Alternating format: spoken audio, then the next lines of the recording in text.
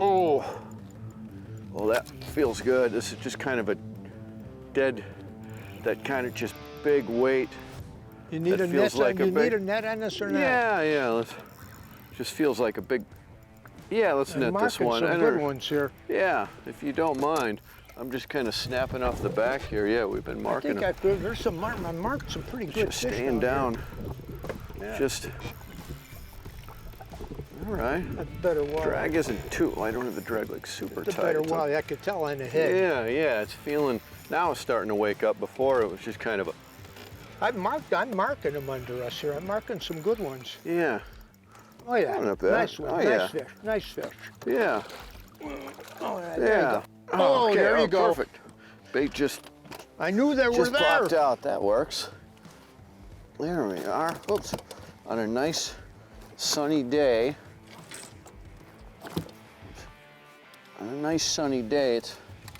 That is a nice one. No question about that. Look at that one. You can see we got slick conditions. Normally I'd be throwing a topwater for smallmouth, but up here in these conditions you can get nice walleye on flat, calm, sunny, hot days. Boy, am I on them here. Troy and I are fishing one of my favorite lakes in Canada, and I got a lot of them. We're in Sunset Country on Rainy Lake, and I don't know how many years I've been fishing up here. It's an amazing body of water. Yeah, you know, it's like 240,000 acres of water. Some of it's in the U.S., most of it is on the Canadian side, and it's a phenomenal fishing, trophy fishing for everything. You got big walleyes like we're fishing right now. And of course the pike get much bigger than this, but when we're talking about walleye, this is a really, really good one. Look at that. You got pike, you got muskies, you got huge smallmouth bass, you got a growing population of crappie. You know, it's a heck of a lake.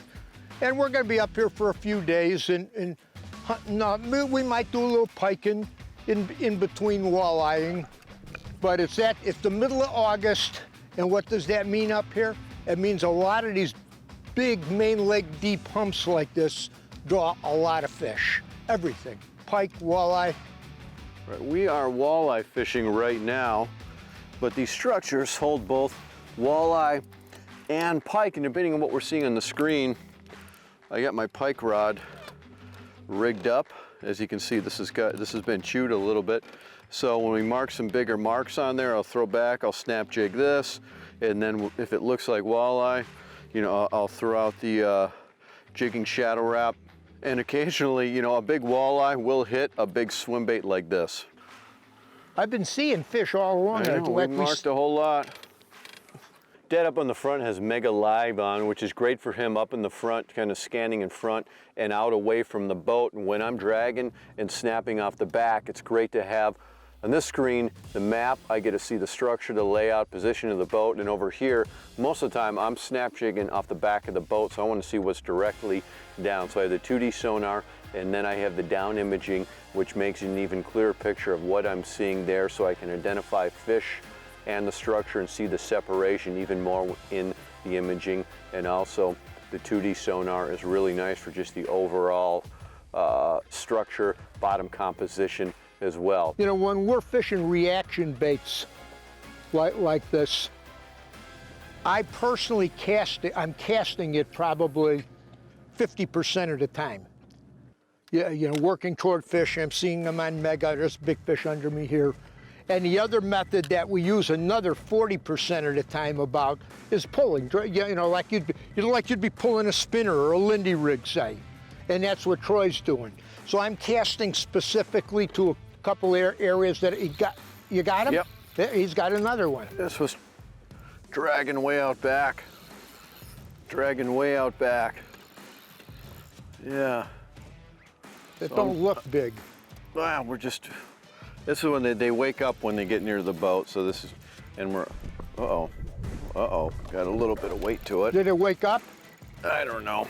I mean, when you're pulling. Oh yeah, she's pulling away. Yeah. So casting out, yeah, I'm casting out away from the boat, and then when I'm marking them, I'm throwing back. Oh man. So I'm dragging off the back when we mark those fish, and occasionally I'm throwing way out, but these last few have been longer me on that casts. color.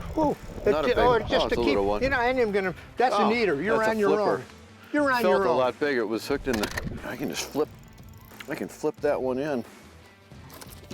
Whoops. Oh, yeah.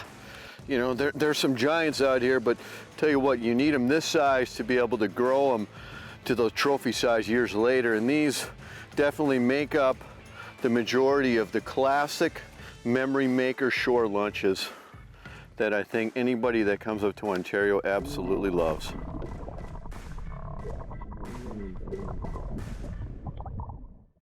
Sunset Country welcomes you back.